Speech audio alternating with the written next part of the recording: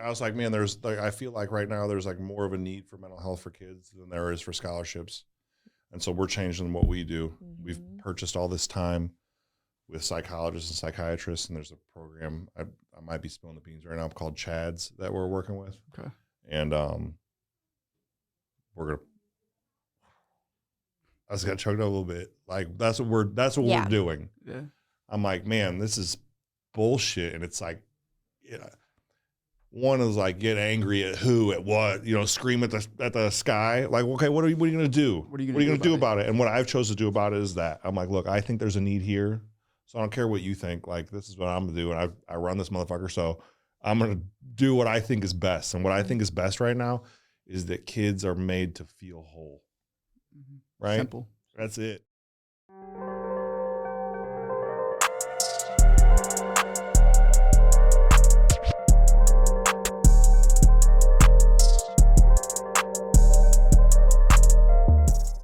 What's up, St. Louis? We're recording this podcast at Half Coast Studios. Guys, if you have a podcast or you want a podcast, this is the #1 podcast distribution place in St. Louis. So hit them up for your video, audio needs. Welcome back to the STL Bucket List Show. I am your host, Luke Farrell. I'm your other host, Marissa Thomas. We are here with probably the most interesting man in St. Louis, maybe even the world. Like, this is comparable to the Dos Equis guy. We're here with Jason Bockman. Jason, how you doing today, my guy? Good, thanks. Thanks for having me. I appreciate it. Thanks for coming. Yeah, thank you. So we always start off with the same question. We want to ask people, who is Jason? Tell us about your upbringing. Jason. Man, who is Jason? He needs water for this one. I had a little tickle in my throat. I'm a guy. I'm a parent.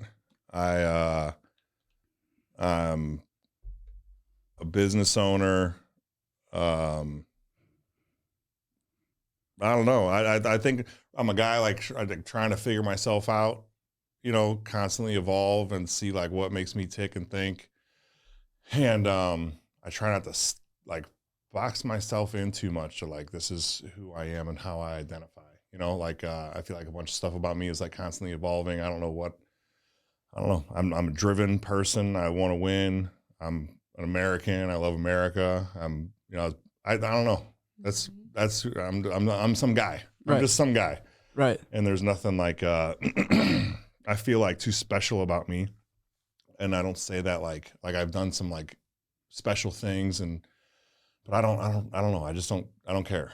Mm-hmm. Right. Like what's happening today and what's going to happen tomorrow. I don't think too much about like, oh, I came from this or this is who I am. But like that story is, I was born in England. I had dual citizenship. My dad was in the military and I moved here. I was 3 and I don't know. I just interesting upbringing. Man, I don't know like how personal I want to get. Are you guys let's just run it? Yeah, let's just whatever you're I'll just say this. I don't care. Yeah, we wanted to hear about the upbringing, man. Let's Let's get what you want into to it. share, yeah. So, dude, because I was like, man, it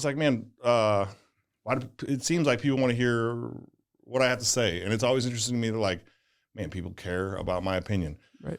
But like, grew up, interesting family. I got an older brother. I ended up having like another, a brother and sister step, and I don't know, like abuse of all kinds, right? And grew up fighting all the time and kind of rough, found drugs, alcohol. That was awesome. I like I got put into group homes pretty early on in my life. I grew up in group homes, getting pushed all over the place. I was an athlete. I'm 6'4" right now. And I've been about as big as I am since I was in 8th grade. Wow. Like 13, 14 years old. Yeah. 13. I was like 6'3". And I don't know. I got tried as an adult for some stuff when I was 14. That was like real bad, drugs and guns and shooting at people. And so from that time when I was 14, I was like locked up with grown men. I never got raped or anything like that. Oh my God, that's so scary. Yeah, that stuff happened. Because you're still a kid. Well, did they try you as an adult because you looked like an adult? Or was it just the charges I was just like repeat had? offender. And then Yeah. the charges that I had were so severe that they were like, you're fit the bill. You're gone, dog. Yeah. Right. And so I got tried as an adult. I'm 14. And then from that time on, I was like locked up with grown men, like 3 years. And I don't know, I was constantly in and out. When I was around 18, I got some more severe charges. I got a plea deal, and it was 10 years, right? So they're like, you're going to get locked up for 10 years. Wow. And I was like, I had a public defender, and I was like, so we're going to get like a deal, right? And he was like, no, that's the deal. 10 years is the deal, yeah. And it was supposed to be like 20 something. And I don't know, I ended up like going to, my public defender was like, I was doing like drugs at the time. And he was like, if you take this habit into prison, you're never going to get out. Mm-hmm. And most of my friends that I grew up with, that's where they are. They're dead or in prison. Mm-hmm. And so he said, you need to go to rehab. I went to rehab, and I ended up straightening some stuff out in there. I got out. I used while I was in there. Like, I had people bringing me drugs and alcohol while I was in this place. Mm-hmm. And I ended up like in there, like, I can't do this anymore. I got out. I went to court a few months later. I brought all my stuff. I gave everything away because like, I'm going away for 10 years. Right. I had like a phone or a pager or money, whatever. I just gave everything away. And I went in front of the judge. Judge says, Mr. Bockman. I said, and somebody from the like rehab center came with me. And they were like, or like one of my caseworkers did. And they said, something's different about you. And I was like, all right. And they said, is somebody here with Jason Bockman? And like my caseworker, somebody from the rehab, and my public defender went to the bench. And then they left, and they were like, look at me. I almost cried thinking about it now. Like, they were like, Jason, I've never done this before. I was already sentenced, right? Like, I'd already been found guilty, and then you get sentenced, and then you go away. And you were 18 people that at don't this know. time. You were 18. Right. And so he says, I've never done this before, but I'm going to suspend your case. Like, after you get found guilty, that's it, right? And then you go to sentencing, and then they give you your sentence, and you leave. And so he was like, I'm going to suspend these charges. If I see you here again, there's no deal. You're going away for your full, like, 22 years. And I just stood there, and he's like, go. And I was like, I don't got a ride, dude. And I was like far away from my house. And he's like, well, I don't care. Leave. And like, I walked out of there like, mind blown. Like, what just happened? What just happened? Right. And I didn't have like a quarter to call anybody or a phone or anything. I just walked like 15 miles. And I was like, man, whatever just happened, like, it's not going to be wasted on me. Right. And things didn't change right then. You know what I mean? But they eventually did. And I don't know, like, I feel like I've lived like 3 completely different lives. One of like craziness and seen and done some of the worst stuff. Mm-hmm. And then 2 of like straightening myself out. And then like what it is now that like you see like the product of like, 20 years of like real hard work, right? That's still evolving on a regular basis.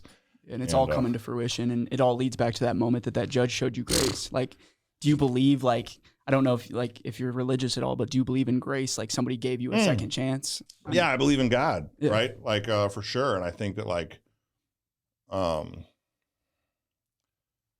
think that, I can be an example. There were people that were examples to me, and like, there's people that know me, in my family and friends in the community that know like who I was, and they see who I am now. Mm-hmm. And, I believe in that strong, that like, I'm, some kind of like, I don't like walk around like touting this, like, oh, I'm this believer or anything like that. Right. I just happen to believe that there's like a higher power. Right. Mm-hmm. And got a plan for me, right. And so that's, I don't know, that was that. So like, I ended up like, I couldn't read. Right. I couldn't read. And, I ended up, one day getting a GED. I'm like kicking it at this apartment I lived in.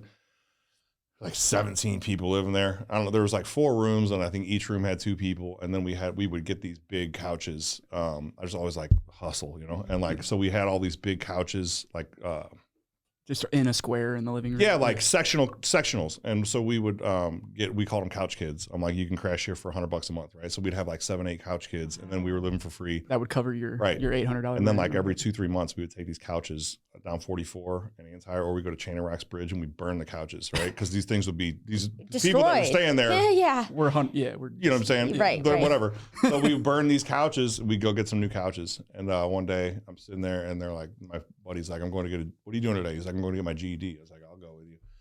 I just had no direction in my life at all. I went and got a GED, and I used to have this feeling like, no matter what happens in my life, no matter how hard I try, the world's going to shit on me. I was just like this victim. Right. And I didn't know any better way. And so I end up going with him. I got my GED. I went to community college because somebody was like, I'm going to sign up for community college classes. I test in school, and I was literally in a class called reading, right? It was the developmental. Learn to read. Literally, yeah. it was like for people with developmental disabilities, right? Right. Like, and my math was like, if you have 1 red crayon and 2 blue crayons, how many total crayons? And this was in college. This was college, yeah. right? This was like your first. That's taste it. of, I stopped going to school in 8th grade. So how long did it take you to get the GED? I just went and got it. That It wasn't day. a hard That process, same day? then? Dude, Yeah. they were Really? like giving them away. It was like, I see. Did you have to pay? They're like, pay this amount. Pay $30. I took a test, dude. I swear to God, they were like doing math things, and it was Wow. like, what is like the radius of whatever? And I was like this, Yeah. Yeah. lining this stuff up. I'm like, that looks about like 15 units or something. I don't know how I passed this. You went back to your drug dealing days, and you're like, Dude, yeah, that looks like me. that looks about with a dime bag. dude. So we I end up getting this. I was like, I was so frustrated, and I felt so stupid, and it was just all these like tapes that just constantly played in my head, but I just didn't stop. And I ended up like, fast forward, I got out of community college. I got into UMSL. I got into this program called the Budding Scholars Program. I went to school in China. It was like me and all these Ivy League kids, right? Mm-hmm. And then I went to school all over China. I ended up speaking Chinese. I ended up starting a hot dog vending business and that's where like I really feel like my life changed, right? Like The hot dog business. The because I was entrepreneurship like, journey. it was so hard for me, and I was never dumb. You know what I mean? You didn't put the effort I didn't have an in. education. I didn't know I literally didn't know like Nobody what to told do. you. You didn't have the direction to get you where you could have divided been. decimal. Whatever. Yeah, I didn't. yeah. I didn't know that stuff, Right. and I end up. I got this hot dog cart. My first day out was Mardi Gras, which Mardi Gras passed. Yep. And I was hiding in an alley. That's when we met on Mardi Gras. My friend yeah. was having a party, and he's like, hey man, be in front of my place.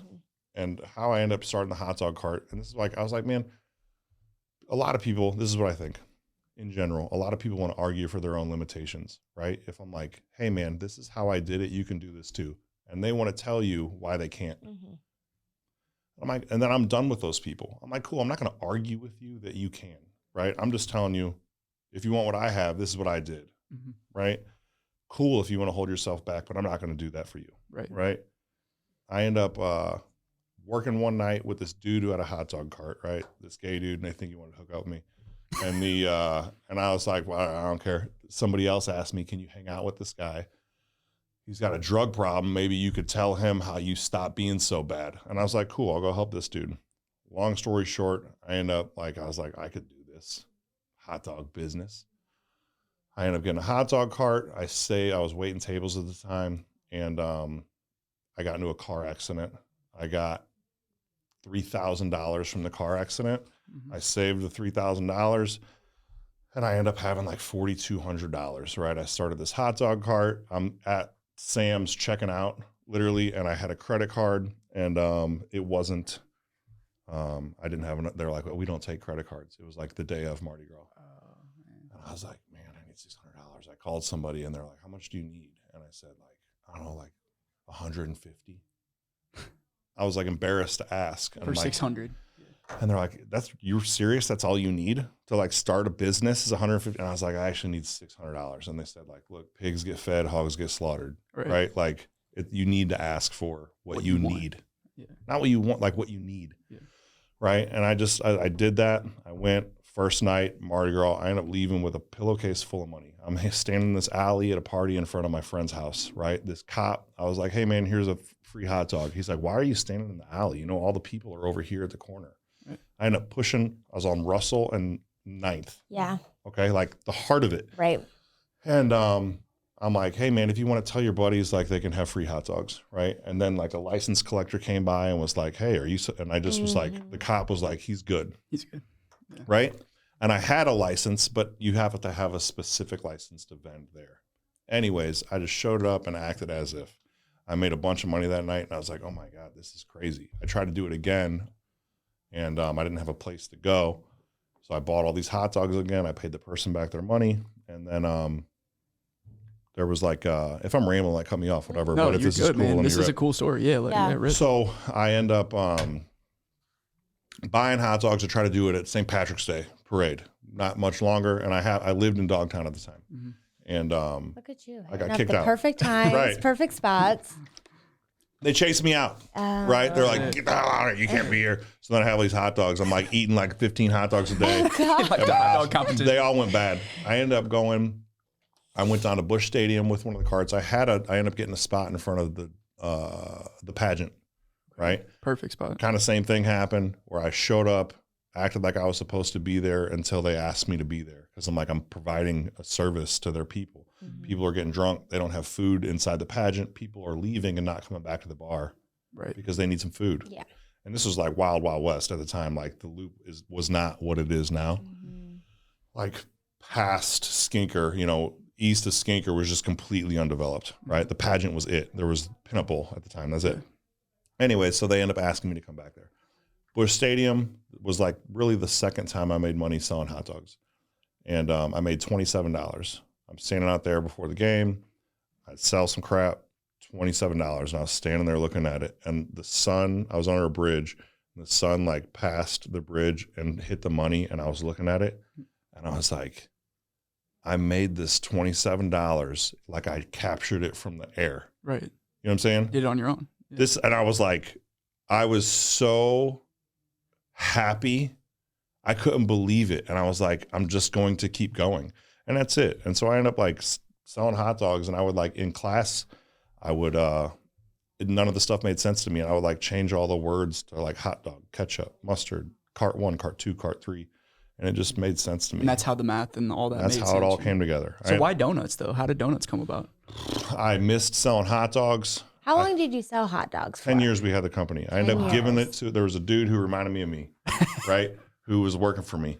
And I end up saying like, Are they still out there? We call him Detroit Joe. And I was like, dude, you want, why don't you buy this company? Like I said, how much money? One day, like I got busy with other stuff. I said, it's like 3 a.m. I'm bringing mustard to the Loop. You know what I mean? Right. And I got a baby coming.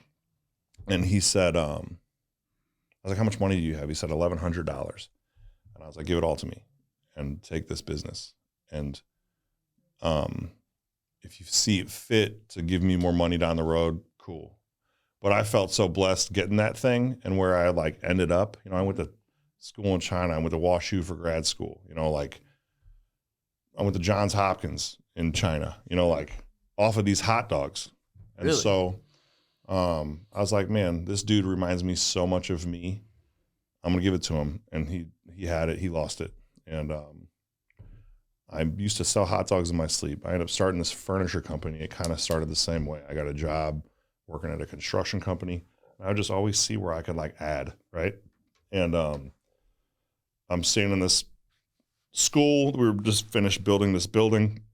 They start bringing in this furniture and mattresses and stuff. And I was like, man, I saw the people that manufacture this stuff in China. Like, why am I not selling it to people? Mm-hmm. And that was it. I never asked for permission to do anything bad that I ever did. Like, hey, do you think it's okay if I rob this place? You know what I'm saying? Right. But for some reason, I thought like, oh, I can't do good. Mm-hmm. You know what I mean? But people don't need to ask permission to do good. You just do it. Right. Take it. There's no gatekeepers, right? And if there are, fuck them. Mm-hmm. Like I'm going to get mine. Absolutely. Dude. And so I end up just like getting a sample mattress, and I was like, the next meeting I'm at lunch. Chinese, so you could I call them up. I'm like, dog, I need a sample. Okay. And they send me a sample. And I went to lunch, and I was just like with one of these guys, or I saw him in passing. It wasn't lunch. I just called him and I said, hey man, I sell mattresses. He's like, what? I was like, yeah, I sell mattresses. My mattress is better than what you get now. Currently get. I want to show you a sample of it. How much are you paying for your mattress now? 100, whatever. I'm like, well, mine is cheaper than that. That's it. That's how business, that's literally how it happens. Yeah, you that's just undercut the other guys. Not even undercut. It's like, how am I providing better product, better service? Better service. It's on time. You're not going to wait 7 months for a product. I will have it here, I'm and your you contact. can have it next day. And I'm your contact, and everything. That's it. So they said, okay, yeah, we'll buy those from you. Right. That's it. So now I'm like, now I have a furniture company. We're selling furniture to like people all over the country. Really? Literally. Wow. And this is like commercial mass. Like, this isn't like you're actually like. I mean, I'm telling you, I swear to God, like I just got some like, whatever. Sometimes these things just roll off, but like people were like, I don't even know why. I'm like, if you have time to like send the hot dog or the donut shop guy hate mail, like get your life right. You know what I mean? Like I'm like, what is I'm the focus of your anger? Yeah. Whatever. But this is what happened. I went to deliver these mattresses. They have dumpsters lined up, probably 40 roll-off dumpsters. They're 40 feet each. Mm-hmm. No, I'm sorry. They're called a 40-yard dumpster. You can fill 40 yards of material in these dumpsters. You've seen a dumpster. Right. Big. Huge. What are these dumpsters for? Well, that's for the old mattresses. And I was like, you're going to throw them all away? I'm like, I know people. At this point, I'm not far from like. You would need that mattress. Needing that mattress. I'm like, I know people that need these mattresses. Mm-hmm. So I was like, I'll take those mattresses. What are you going to do with them? I don't know. I'll figure it out. We end up turning the mattresses, long story short, into socks and gloves. The foam gets turned into carpet padding, and the scrap. I know a little bit about scrap metal. Okay. Yeah. And so I like, a little bit. Because I'm just a Hoosier. And so I get money for the scrap metal, right? I give a check back to this university, and they're like, what is this for? I'm like, this is the money I made off the scrap metal. And they're like, boom. And that's how it works. Right. This guy's like, look, man, this dude's product is tight. He's cool. He'll take your trash and give you money for it. Right. You should be using this guy. Mm-hmm. And now instead of having one customer, I have 3, right? And instead of 3, I have 12. Instead of 12, I have 70. You know what I mean? And then it just keeps expounding. And then they were like, can you throw away our old furniture too? And I'm like, now you have a junk removal business. I was like, yeah, but I need to sell you the new furniture. And they're like, cool. So now I'm like, shit, I got $1 million PO, purchase order, furniture. I don't know where I'm going to get it. In Jasper, Indiana, there happens to be a place that manufactures headboards, right? And if you've slept in a hotel that has a headboard that fixes to the wall, it's like a 90% chance it came from Jasper, Indiana. Mm-hmm. I happen to find these people. I'm like, look, can you make this furniture for me? They're like, no problem. Right. So I have a furniture business, right? And that's just how it keeps going. Yeah. This process is cool, and I'm making a bunch of money. I'm bored as fuck, right? I was like, this sucks.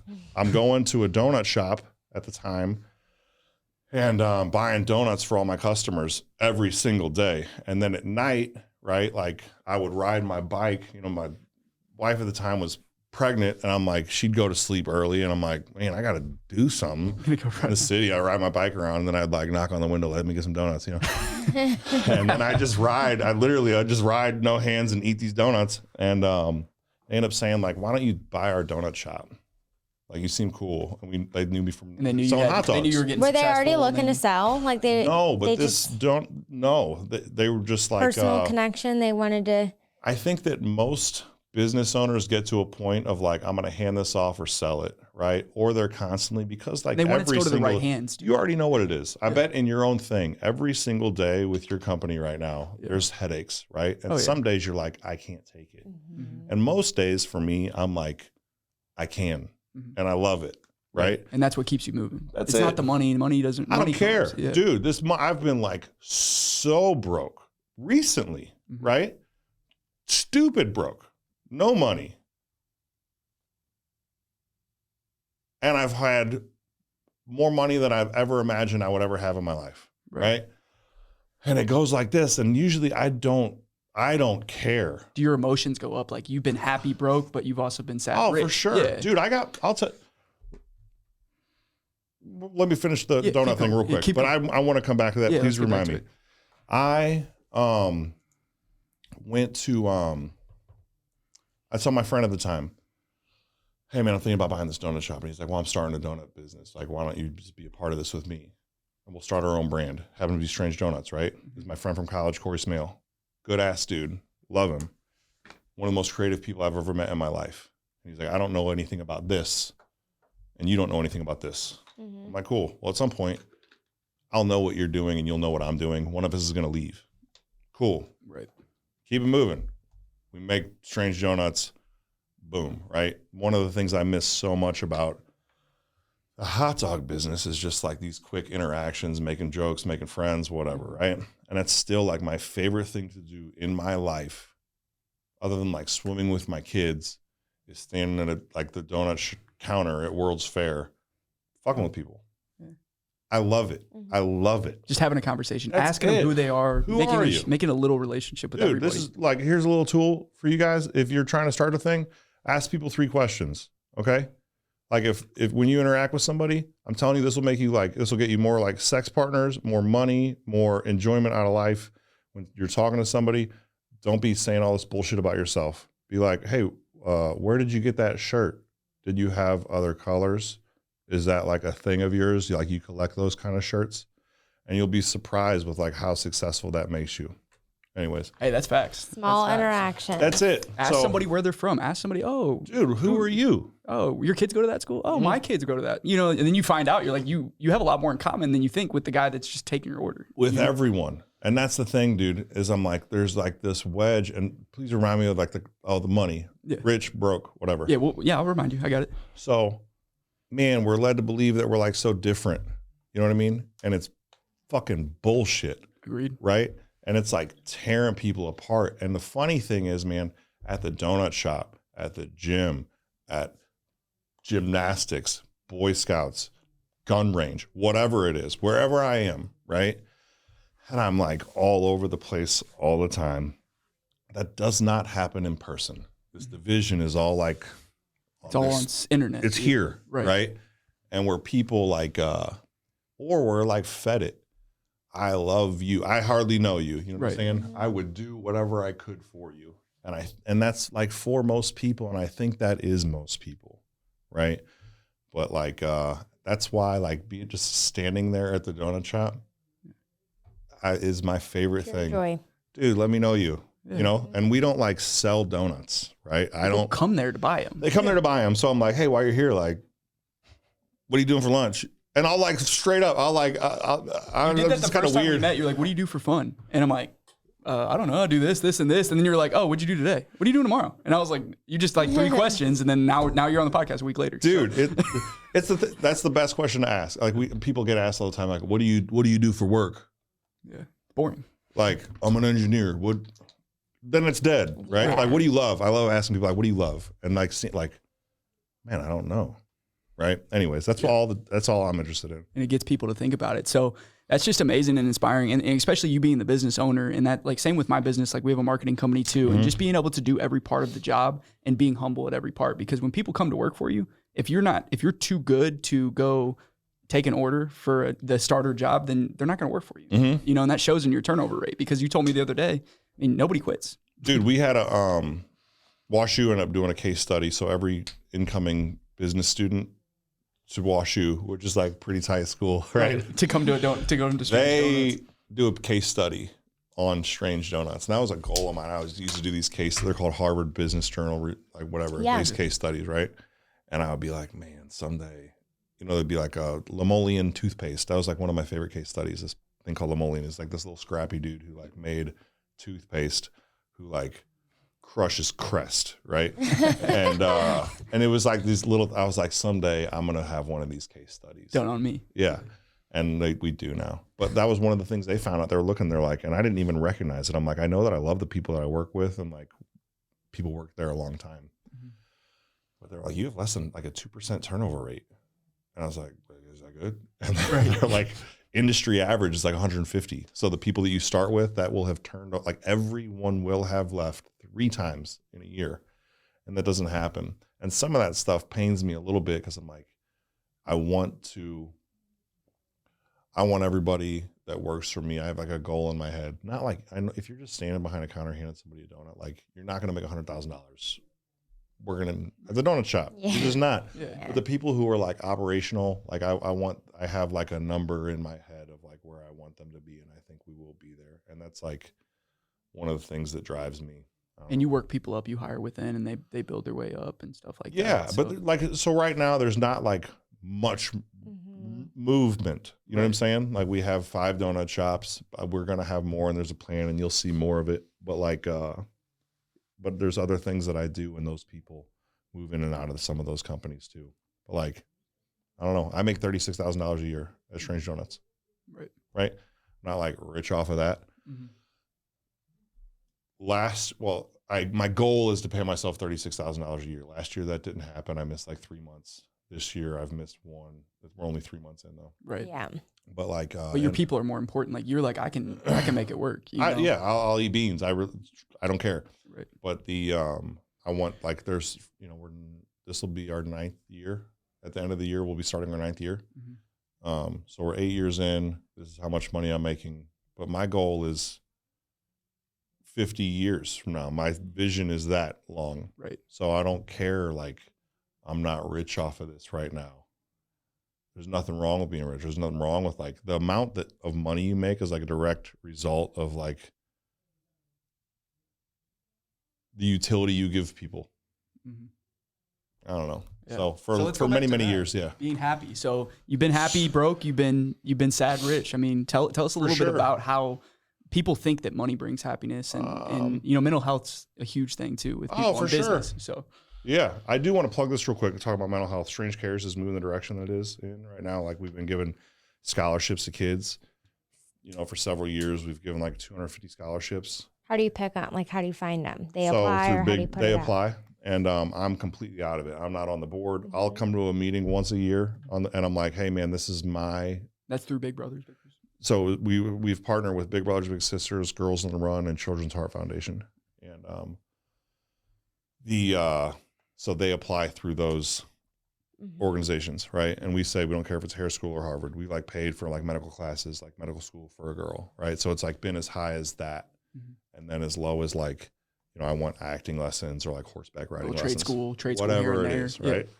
But we're changing that. I'm like, over the past like year, and maybe this will lead to more questions, 2 years, I'm like, man, I know with myself, like I've needed to see a therapist, right? Like my son, that same stuff has happened, and I see, and you hear it all over the news or talked about, whatever, like through COVID and kids being isolated and stuff, things that have happened. You're a teacher, right? Yeah. Oh, absolutely. You could attest to it. Oh yeah.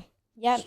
They, even that, like, so I have 3 virtual classes still. Like I have 3 in-person classes and 3 virtual classes. And so like, sometimes I'll get a new kid coming into virtual and I'm like, well, what made you want to do virtual? Cause they're leaving like their in-person school to join virtual midway. And sometimes it's like, just like the social anxiety of even being back into school because they've been isolated for a year and a half, 2 years now. Years too. So, and just like, we talk sometimes just about how kids aren't, they're not where they need to be academically because of those years. Like they miss so much. So it affects them in so many ways, socially, academically. Like it's been these hard, And you think it's like, there's like ripple effects decades or what do you think? That it will? Yeah. Yeah.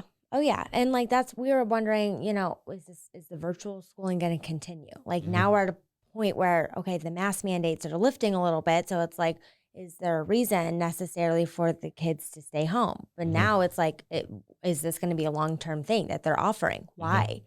Does that benefit them? Like, because it's crazy. Like my first online experience was in college, not middle school. Was it better, worse? You liked it? I mean, I just think in person is so much more structured. You get so much more out of it. There's a lot more you can implement in person. Like I need to come up to a kid and like they need to point to something on their paper and you're just limited with what you can do virtually. So yeah, there's there's definitely pros and cons always to any situation, but we need to be in person. Man. Yeah, there's my rant. Yeah. No, I completely agree. I was like, man, there's like, I feel like right now there's like more of a need for mental health for kids than there is for scholarships. And so we're changing what we do. We've purchased all this time with psychologists and psychiatrists, and there's a program, I might be spilling the beans right now, called CHADS that we're working with. Okay. And I just got choked up a little bit. Like that's what we're doing. Yeah. I'm like, man, this is bullshit. And it's like, One is like get angry at who, at what, scream at the sky. Like, okay, what are you going to do? What are you going gonna to do about it? And what I've chosen to do about it is that I'm like, look, I think there's a need here. So I don't care what you think. Like, this is what I'm going to do. And I run this motherfucker. So I'm going to do what I think is best. And what I think is best right now is that kids are made to feel whole.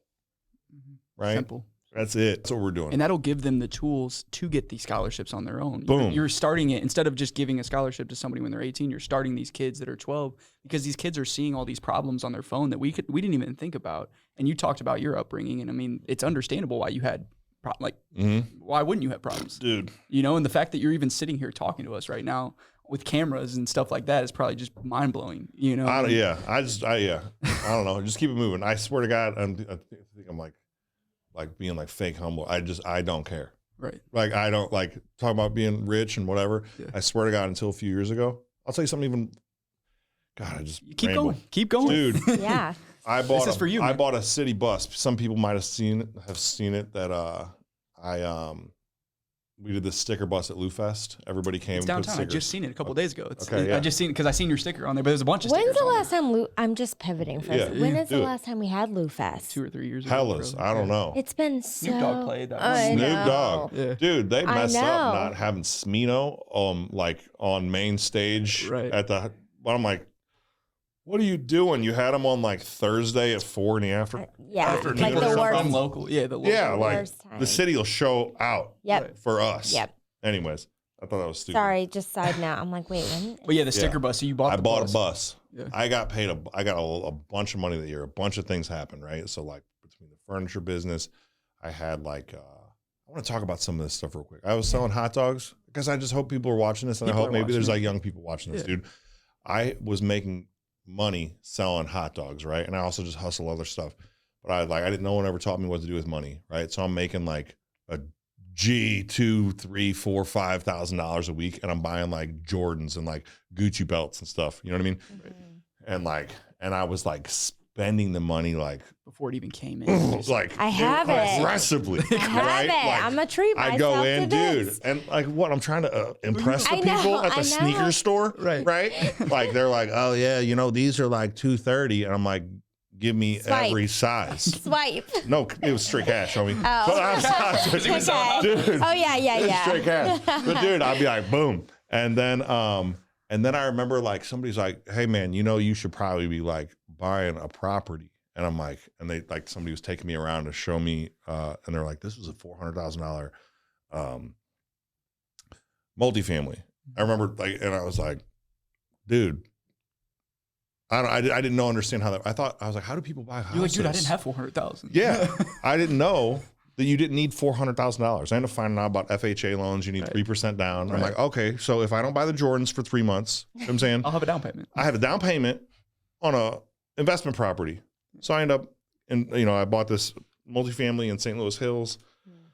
I had some other stuff. I was just like things like that I had worked Putting on. your money, but nobody taught you that. No one taught me that. Yeah. I didn't know that. So I figured it out, and I'm still figuring it out. But so I put the 3% down, blah, blah, blah. Now I have a multifamily. Now I'm like living, subsidized. So like my rent, I still like. You were living in one of the units. I was living in one of the units. Other people were living in the other units. I got good people that lived there, like mostly like friends and family. Mm-hmm. I had them. It was like $500 a month, right? And they're like, rent here is like $7, $8. But I'm like, it's worth to me to know somebody's in Reliable. there that is reliable. They're going to pay every month. They're going to take care of my And stuff. their friends or family. Friends and family. I'm trying to hook them up. I'm like, well, we're not rich. You know what I'm saying? So I end up selling that, and then boom, now all of a sudden I have like this pile of money, and the money hit the account, and I was like, oh my God, this is like a dream amount of money. The next day, I was afraid. There was always this thing in my head, like, I've been homeless before for short periods of time. Right. I'm like, I'm going to be homeless again. I ended up going and buying the bus. I got the bus from the city. It was $2,000. They were decommissioning this bus. I bought the bus. I came home. I like cried. And Judy, my ex-wife, was like, what's up? And I was like, she's like, oh, you're happy because we're never going to be homeless. And I was like, yeah. Like, I'm like, we'll always have somewhere to go. I had this comfort. Yeah. And how stupid, how crazy, like, if I were to, like, somebody were to tell me the story, I'm like, dude, that's not going to be you. Right. There's so many steps in, but that could be me, but there's so many steps in between that. Right. But I have this bus and I'm thinking like, I'll live on the bus with my family. Right. At some point that left, and that was like a bunch of like, you know, I'm like afraid of like going and getting locked back up. I'm afraid of being homeless. I'm afraid of being a loser, you know, and all this stuff. And like people would like give me compliments, you know, I like won this like Lifetime Achievement Award. Like my kids are happy and healthy and have all this success and notoriety and whatever. But my head was like, it was still all this stuff, Dark stuff. that like were tools that made me survive then that now cut against me. And I think that's growing up, right? Is like when you're a kid, you have these things that like help you thrive. But at some point you have to drop those things and get a new set of tools, right? Mhm. And so I was still using all these tools that I had from when I was a kid, and They weren't working. they weren't working anymore. Yeah, they weren't right? working the same. A dude gave me a compliment a few months ago, and I swear to God, I'm 40, almost 40 years old. This dude gave me a compliment. It's the first time in my life. He was like, Jason's is in front of all these people. It's like, Jason's a man's man. He'll get it done, all this stuff. And I was the first time in my life I was like, that is true. That is me. Yeah. There wasn't this like, No. he wants something from me, or only if you knew this, or, Right. you know, you're just trying to gas me up. I was like, no, You That's a took real that. authentic compliment. And there's books that I read, like How to Win Friends and Influence People. And it's just like, especially when I'm hiring employees, I have 2-3 employees, you know, and I'm like starting to build it, but it's like, I have to appreciate them more.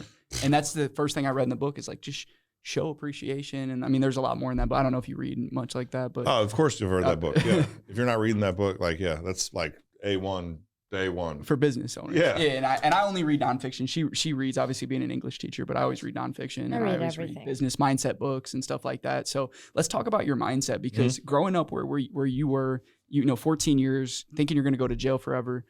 Does that mindset help you? Like you just said that it didn't help you because of the tools that you It use. starts to cut against you. It does cut against you. For sure. Because you had that survival mindset. Now you're like, you don't need to survive anymore. You need to thrive. You Period. know? Yeah. So that's what it was, is that there's still like, I will still smell, there's a very specific smell to prison. Okay. I would smell it and I'd be like, I'm going to go back. And there was a part of me, I'm not afraid of that. Mhm. Right. That like, I'll be just fine. Okay. I have some stuff. I can't be like acting flippantly though. And I haven't acted flippant in a long time, or like nonchalant about like who Jason is and where he goes and how he ends up, because there's all these people that depend on me. Right. And so, I had just always had this way of thinking of like immediacy, right? Of like, what do I do right now for right now? Because I know at some point the other shoe's going to drop and all this good stuff is going to leave, right? Mhm. And so the mindset now is like mostly still all offense, right? Like, how do I move forward? But I try to be like, it used to just be aggressive. I think I'm a little softer now. And I used to burn myself out, and still sometimes I feel a little burnt out. But I don't know, I try to read books still and get better. One of the best books that I've read in a long time was Extreme Ownership with Jocko Willink. And it changed the way that I like manage. Jocko's a badass. Dude. So yeah, like, so instead of being like a lot of people that they think a boss is like barking Right. orders, and like, no, the boss is like, you're up front. Serve by You're example. on the front line. And that's That's because it. isn't he a Navy SEAL, or they do the Navy SEAL training or something like that? Yeah, so he was like, yeah, that book. I listened to that book actually. Yeah. And so I don't know, mindset. Let me think about that for a minute. Where am I at in business or just in life, or Well, what? just like, how If do you could be more use your specific. mindset? Like, because there was a certain type of mindset you had to have growing up, because you were growing up in these, crazy situations that most people. So how does that translate to business? Like your scrappiness and like, Oh, for sure. Yeah. Dude, so somebody sent me, I don't know, like this, here's an example. Somebody sent me all these, they were like, we don't get a lot of like hate, right? That happens. And sometimes it affects me and sometimes it doesn't. Right. And I'll try genuinely to like be like, hey, why are you upset? Yeah. Right. Like, you're the one talking to him too. yeah. And it's me. If you're hitting So strange people donuts. send a DM or do a Right. comment, and it kind of pisses you off when you try really hard to. Oh, like, man, this has been tough. Yeah. These couple years have been tough. Okay. And it's tough every day. Right. Yeah. Like, I don't know. I just, sometimes I don't understand. And honestly, I get to the point where I feel sorry for people. Like if there's like legit criticism, like, hey, these donuts sucked. right? Oh, let me see what we did wrong, maybe. You know what I mean? Or like we were open late or whatever. But just like, you suck, right? Or you're... You said something at dinner about somebody like paying your employees, and you're like, I pay my employees. Oh, well. I was Yeah. like, so dude, somebody sent me this some stuff, and I was like, all right, what, you know, I asked questions. I was like, do you know how much we pay? Do you know how much I make? And then, do you think that we offer benefits? Like, because they were saying like, I think I'm so important because I have stores like all over Missouri, and I was like, these people don't know what they're talking about. Yeah. Right. So I was like, and there was a bunch of things they referenced, you know, you live, whatever. Mm-hmm. I was like, this is just so off base. And before, like, and it upset me because there's a part of me that is like, drop a pin, I'll fuck you up. Okay. Right. Legit. Yeah. You have to like And so I'm like, man, what good does that do? check yourself. Right? Right. Yeah. And so, so then they were, this person said at the end of it, we'll see where you're at in 5 years. And this is where that switch is, right? I'm like, yeah, we will. Yeah, we will. Thank you. Yeah. And I swear to God, I ended up being like, man, thank you. Mm-hmm. I needed that. Yeah. I needed this like little bit like, And it's one person. You have 46,000 people that follow your Instagram. That one person pissed Dude, you off that's to some crap. drive you. Like all the 45,000 people showing love, that drives you, but that one person that pissed you off. they all line up sometimes. And this depends where I'm at. And this is my mindset stuff. Yeah. They said like this dude was talking about having a bag of ones, right? And like those negative voices in my head are like these ones, right? Like, so there's like all these people who love you, and then they seem to like line up behind that one person. Now you can't see any of these people who love you. It's that one. Right. And then you take that one and you put it in a bag, and now it's always in your head. Yeah. Right. And why don't I be like, you know what? I don't like, what do you have to do with me? Right. Nothing. Let me talk to the people that I do. And I've gotten to the point, man, where I'm like, you know what? I know who I am. You know, I know what I do. I know what I'm good at. I know what I'm not good at. I know what I love. And I don't need your okay anymore. I don't need to. There was this real need for a long time to be all things to all people. And I needed you to like me because I didn't like me, you know? Now I'm like, you know what? Jason's a pretty tight ass dude, right? And does good things and is a good dude and good to people. Mhm. And so I don't care. You don't need the validation. It takes a from while to others. get there. I mean, that takes a lot of self-work because I think that's just human nature to you focus on that one bad thing. You just play it in your head over and over and over. But like you lose the focus of all, like you said, like I'm a badass. Like these are the great Your things staff. about me. Like Your staff that and cares about I you, mean you're- this to so many other people. Like it's just that's a hard thing to At one point I would change, and people will change who they are because of these ones. Yeah. You know what I'm saying? When like, oh, you're getting it completely wrong. Right. So Change Hey it. you, because you got for every one, you got hundreds of others Hundreds, who are dude. loving Hundreds you. of yeah. people. And I get to the point where I feel sorry for those people. I'm like, man, what is going on in your life that you have the time or nothing else going on to send this kind of like venom at people? Right. You must be real unhappy. Well, that's what I always say. Hurt people, hurt people. I mean, that's like I say that all the time You've been saying because that a lot lately. yeah, too. It's just, like, because crazy. I think like as I'm, just coming into certain things in my life, like I'm very aware of people who show up and who, they see you grow and they're cheering for you. And then there's people who have like this jealousy because maybe they're not happy with their own thing or whatever it is, or they have a attitude about God knows what because they have all this trauma. It's like, well, turn that around, make it better. Be positive with it, focus on you. I just say it all the time. Hurt people. So, That's it.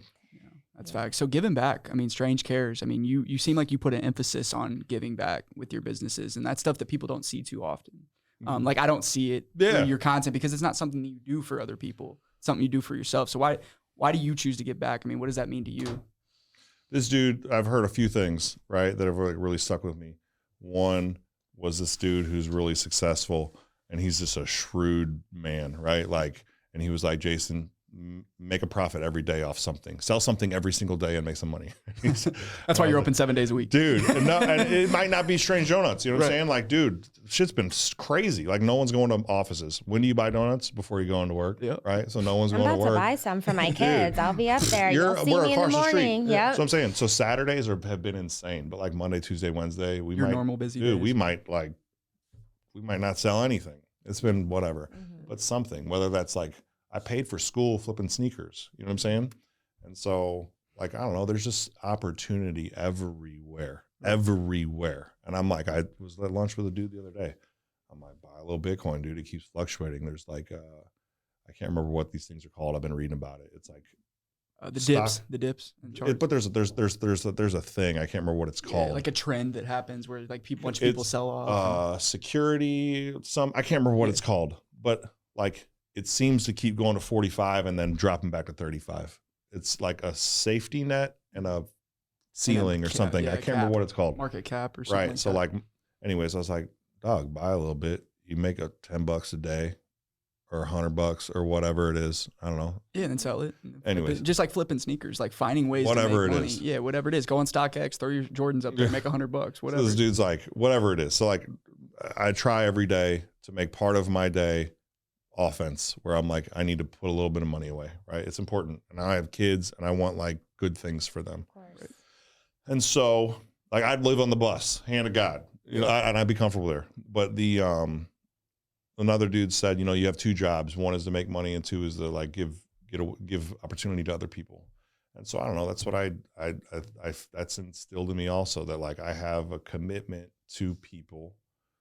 And sometimes I feel like a trick, honestly. Like I'm not going to get into specifics, but I'll help people, right, that need help. And like, let me think about this real quick. I just don't want to involve other people.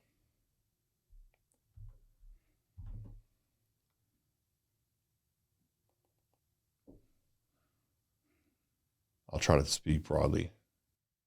I have this furniture business, right? And there's a lot of unhoused people in St. Louis.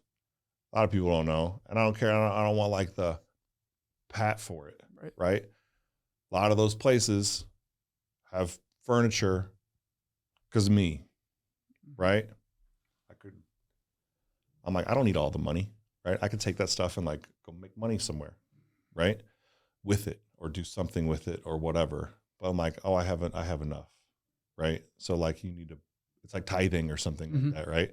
Like I need to give back. I don't like go to a church and give them money. I'm like, this is my church, these people, right? You're my congregation. Like, how do I give back? And how can I directly get it instead? You don't know where that money is. That's it. It's just like, so like if people, you know,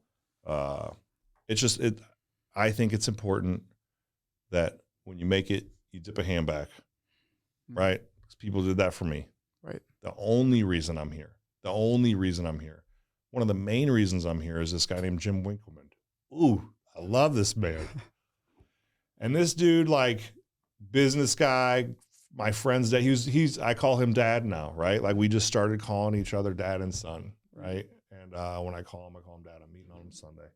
And this dude took so much time with me, you know, took me to baseball games and talked to me and gave me direction and helped me start the hot dog vending business. That's the only reason that I'm here, is like from love from people like this dude. And he did not have to do it. And sometimes I feel like a trick because I'm like, man, I think in some of these situations I'm being taken advantage of. But if it's not inconvenient, are you really helping? Right. You know what I'm saying?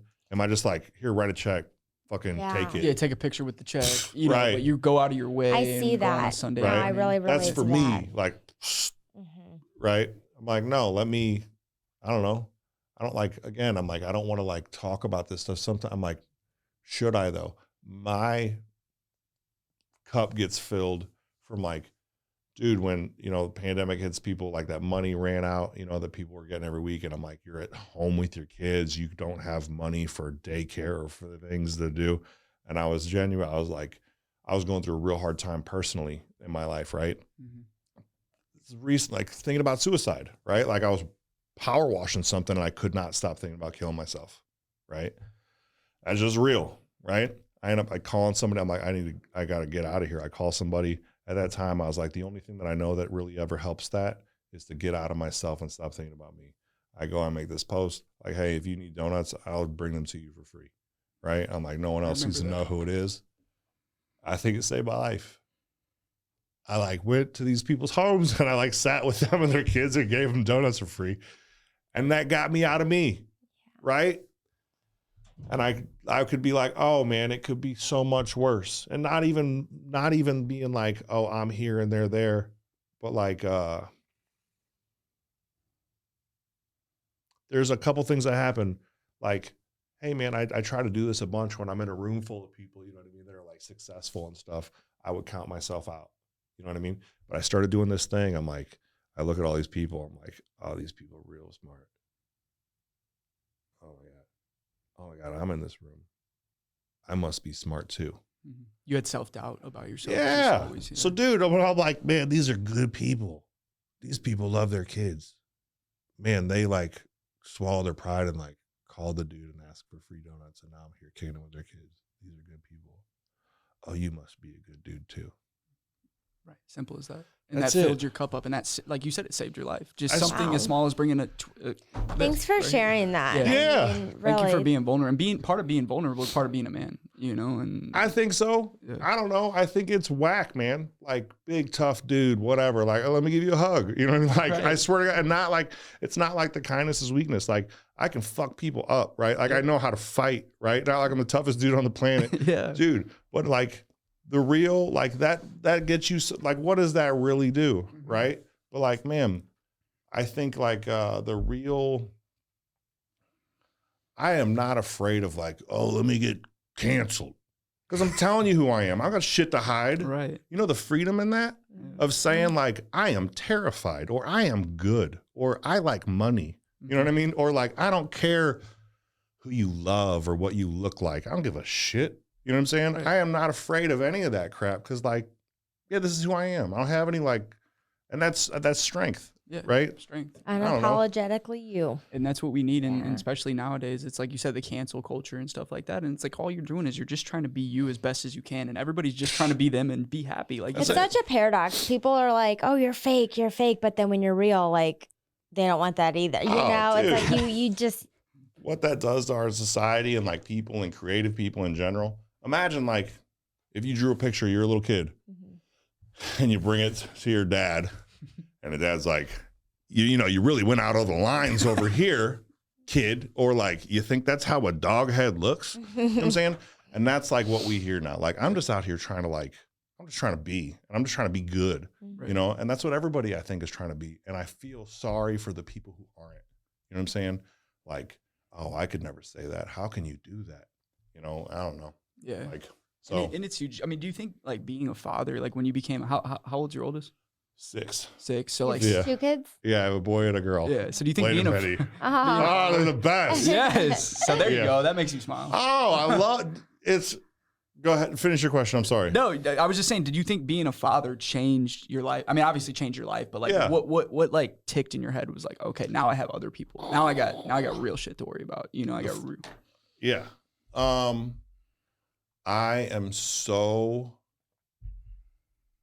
aware of what I do around them and what I say and what I instill in them, right?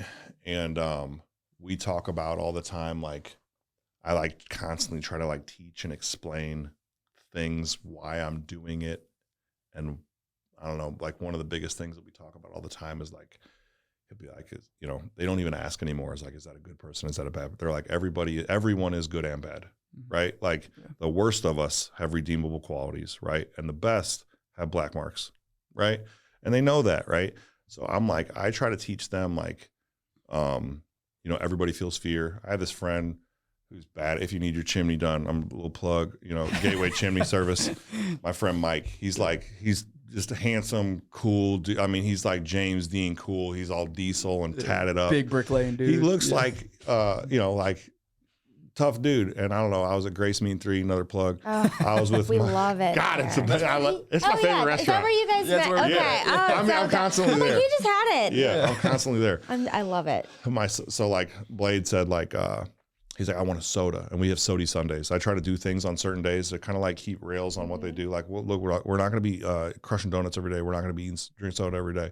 You know, every day I try to do something physical with them, something creative, and something chill. Right? I'm like, we are going to go run, we are going to draw, and you know, or whatever they want to do. You want to make some clay crap, and then we're also going to sit here. When they were little kids, in the shower, I would take a cap and put it on his head and make him try to hold the cap on his head for a minute.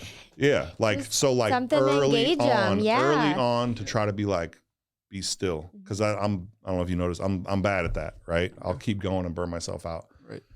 So, but I'm at Grace and it's Sody Sundays. And Blade's like, hey, it's Sody Sunday. I want a soda. And Benny, my daughter's like, I want one too. And I was like, well, here's the money. Go up there and pay for the soda. And they're like, no, you do it. And at this time, they're like 4 and 5. Maybe they're 5 and 6. I don't know. Probably 4 and 5. And he's like, I don't want to go. I'm scared.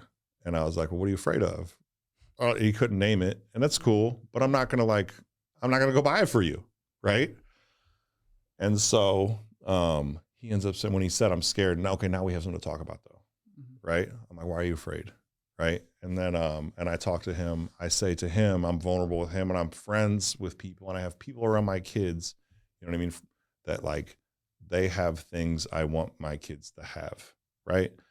And Mike was like, I get afraid every day, Blade. And he was like, what? You? And Mike talks like this to me. Blade, I get afraid every day.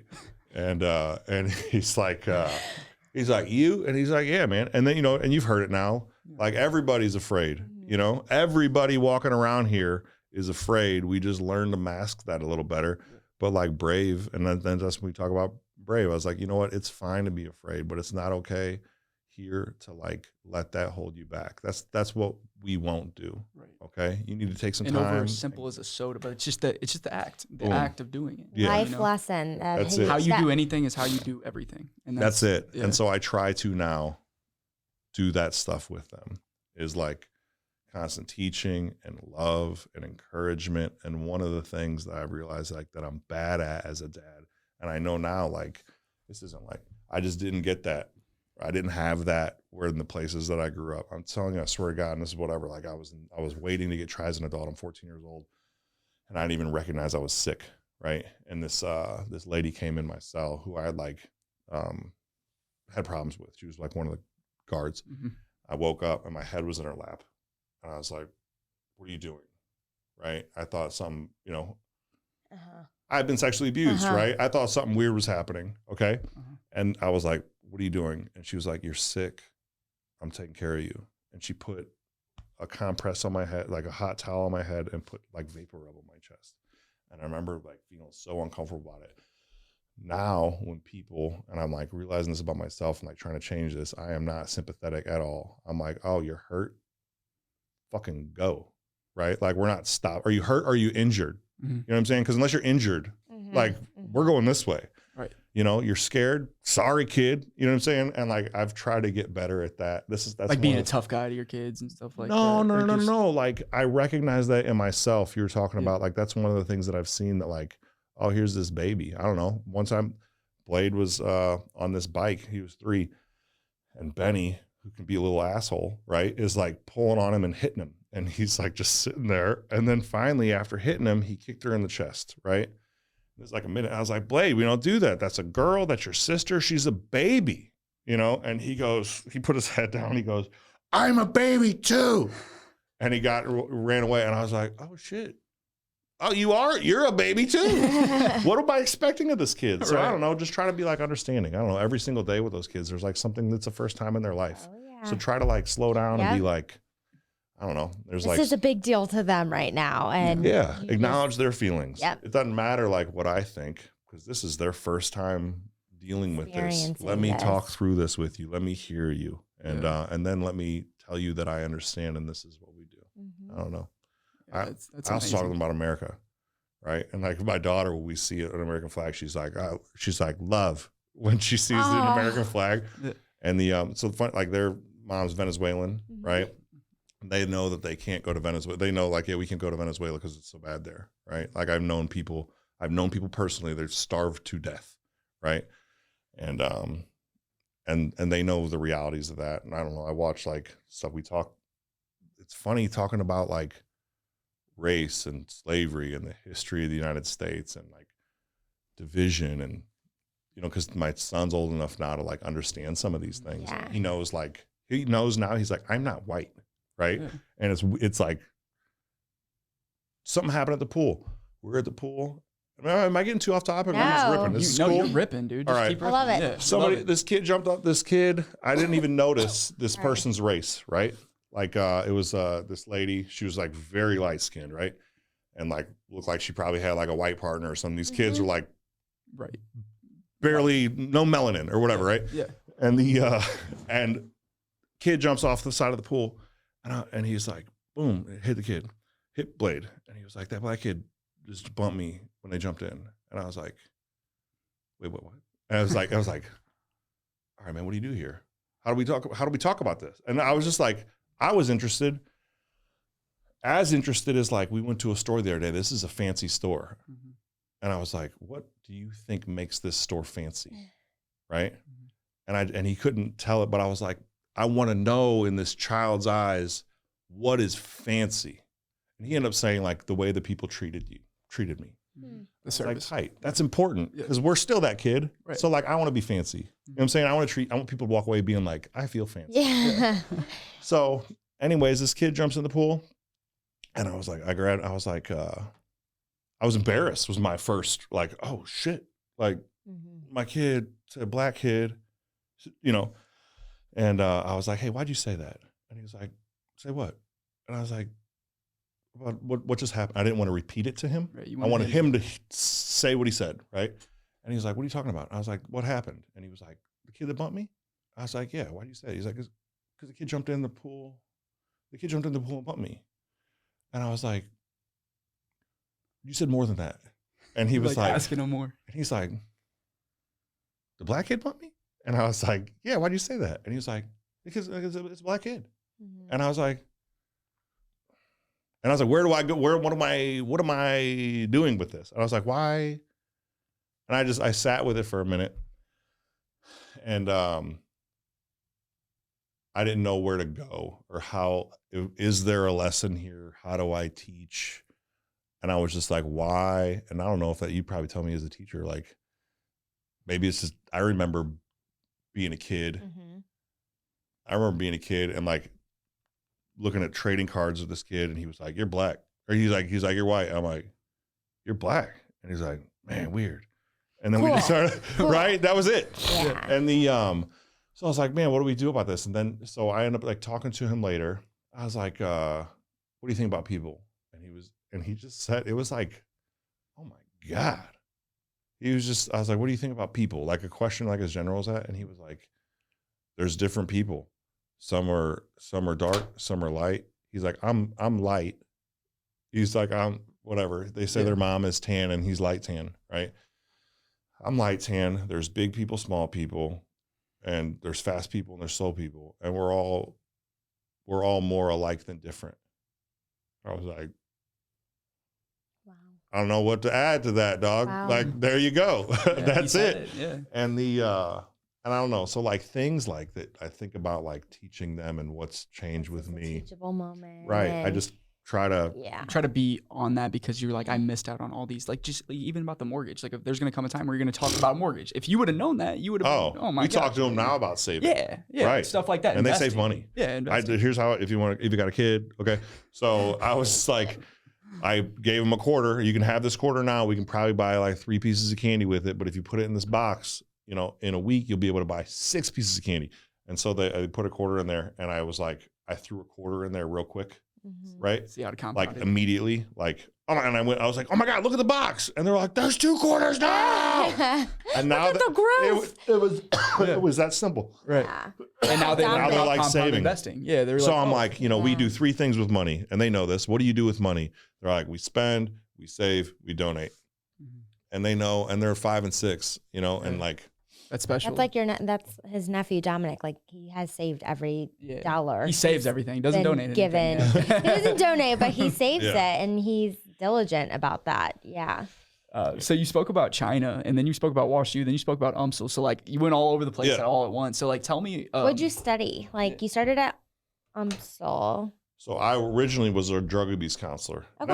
That's a whole nother crazy topic. right. I was in a desert in a cult, right? Keep going. Man, it was weird. Like in an real life arranged, cult. like an arranged relationship. Some of the stuff is wild, dude. But I was in like this.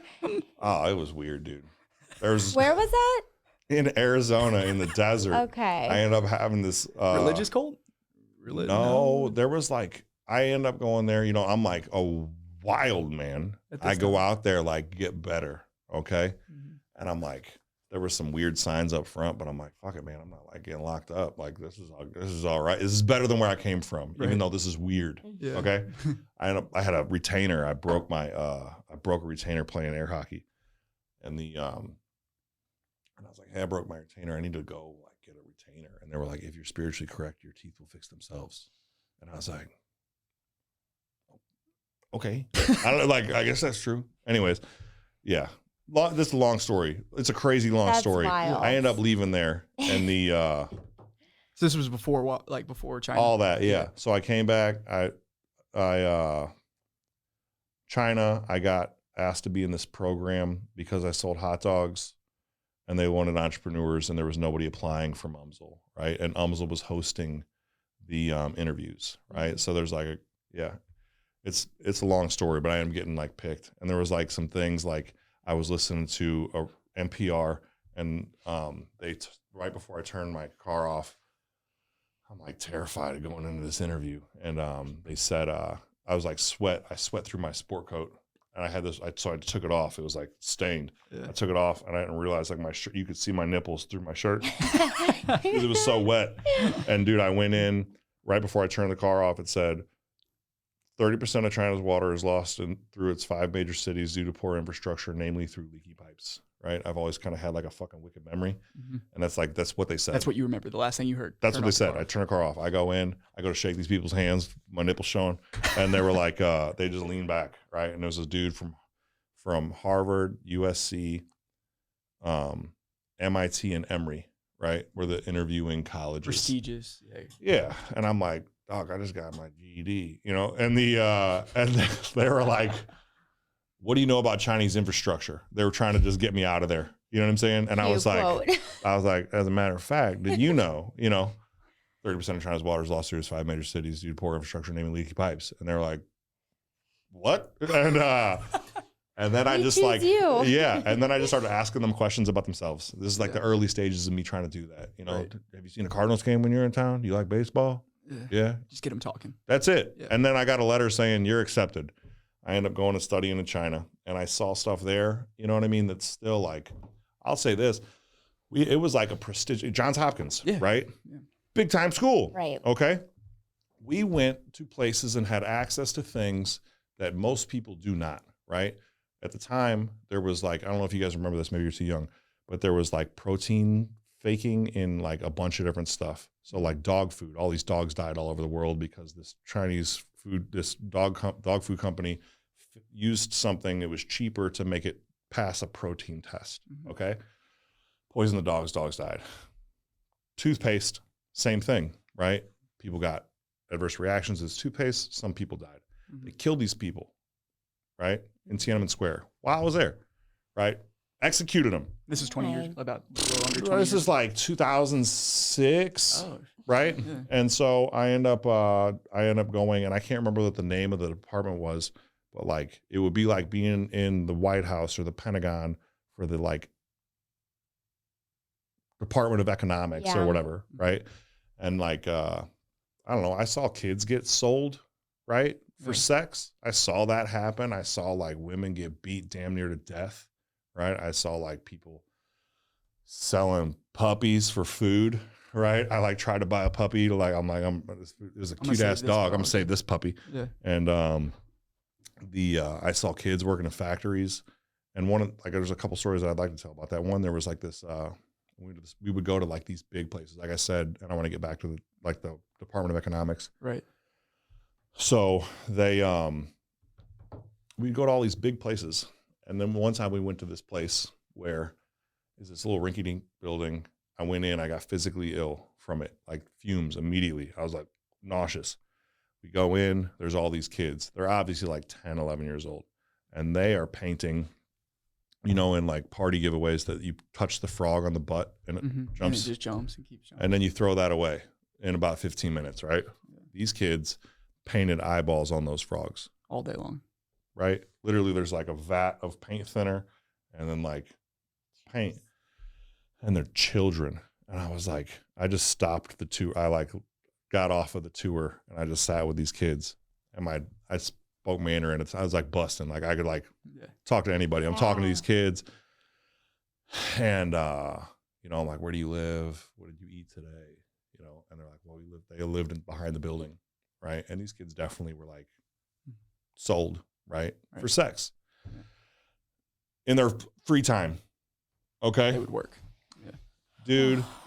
And I was like, the tour comes back around, and I tell this dude, they would give you a thing always if you went to like a jade factory, you went to a place where they made nuts and bolts. And that was amazing to me. I was like, everything that's held together in the world came out of this building, right? Manufactured furniture and mattresses. I saw that. And then I ended up saying to this dude, like, I was like, how old, in front of him, I'm like, and this is like arrogance, but this is just me at the time. This is my tool. I didn't know how to do any better. But I just said, like, in front of them, I'm like, I want this dude to look small in front of these people. And I think looking back on it, maybe I was wrong for that, but I don't know. But I'm like, I want these kids to know that, like, they're not wrong. Yeah. And so I just said, how old are these kids? And he said, they're 18. And I was like, don't lie to me. How old is this kid? And they kept just saying, like, it's fine, let's go. And I'm like, it's not fucking fine. And then I started getting loud, right? And I told this dude I'd beat his ass. He tried to give me the frogs. And I'm like, I don't want this shit. I smack it out of his hand. And they end up like having to pick me up and take me out of there. I wanted to kill this man. This was the owner of the business. Right. And I was like, I was so upset. And I felt like, man, I failed these people. I left them there. And I'm like, what could I have done? And I talked to my professor. I'm like, we can't do this. We have to go back. And he's like, they're fine. And I was like, they're fucking not. Right. And this is a Harvard guy I'm talking about, you know, they're fucking not. And he's like, this is better than where they came from. I'm like, how do you fucking know that? Yeah. And he goes, because I was one of them. He lived there. His parents, during the Cultural Revolution, killed themselves. They were teachers. They drank poison and killed themselves. He got sent there. He left, and that's where he ended up. That's why we were at this little rinky-dink ass building. I was going to ask you, why did they take you to that? It was for him. I was going to ask It was that for too. him. It wasn't for us. You know what I mean? And I was like, oh my God. And now he's, you know, he went to Harvard. How did he get out? I don't know. Wow. I ended up talking. You got sick when you walked in there. Yeah, we talked a little bit about that, and this is I don't like, people could probably find out who this dude is, so I don't want to tell his story. Yeah. But like, I know how he got out. Wasn't nice, you know, and I see people like advocating for those things or not talking about that stuff. I'm like, man, this is real life, and these things are happening right now, right? And we're gonna fucking argue about like how you look different than me. Yeah. Right.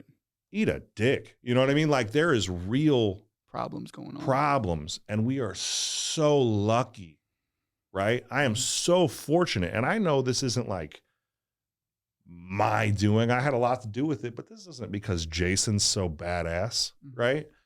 And I don't know. I just, some of that stuff, I'm like, I agree with you, and especially when people talk bad about where we live, like in America, and then you've actually been to these places and seen this stuff. Like, we've been out of the country, but we've been on vacation resorts. Like, we don't see what's on the other side of stuff. The reality of where you are. I like, and that stuff. What do they say? Like, international travel is like the best drug, right? It'll like transform the way you think and feel. I'm like, I didn't know why.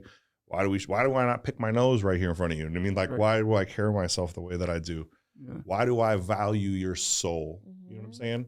Because that's, people in other countries are tools, right? Referred to as logs, right? Google that, logs, right?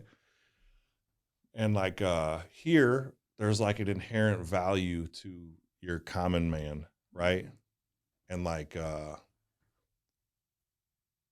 could we be better? Of course, everyone always could be. And that's part of us, is like, how do we be better? Right. You know, and we have the opportunity to be better if we want to. And that's, like you said, the victim mindset is you have to get out of that victim mindset and go and do and go forward. Most of these, and also like refer back to this dude, most of the people who like want to call and like complain or like, you know, being a troll, when you ask like, okay, like, so what do you think? Like, how do we do better? What is your solution? They're like, fuck you.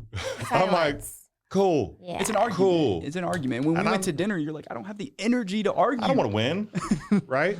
Yeah, we talked about that. He was asking, he's like, hey man, what are like Marriage some advice. hips for marriage? He's talking about how cool you are and how Oh, lucky he is to thanks. be with you. Seriously. I am pretty cool. No, you are. But he was like, you're like with a good dude who's like interested in like, Yes. hey man, how do I prepare I want to win this at this. Yeah. life for her? Which is beautiful. I'm happy for you guys. I got it. You got good Thank partners. you. Appreciate Yeah. it. But he said, just don't. He's like, just don't argue, man. It's not worth it. And There I'm was not something saying about not like, winning. I'm not saying, yeah, like, Yeah, he's when been on his best behavior ever since then.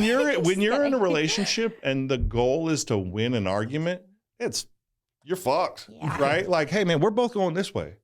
You know what I mean? I'm not fighting against you. We're not gonna fight. We're fighting that. Yeah. Yeah. Let's go. Anyways, I'd say our mindset's always like, this is not worth the fight. Like We've been saying that a lot more lately. Yeah, it's like, We used to it's argue about not- like dinner or whatever, like something stupid. Like yeah, and- because we were young and you Yeah. grow and you just realize like, why are we only have this amount of time to get like, so I lost my mom in 2020 unexpectedly, like 2 weeks after she turned 50.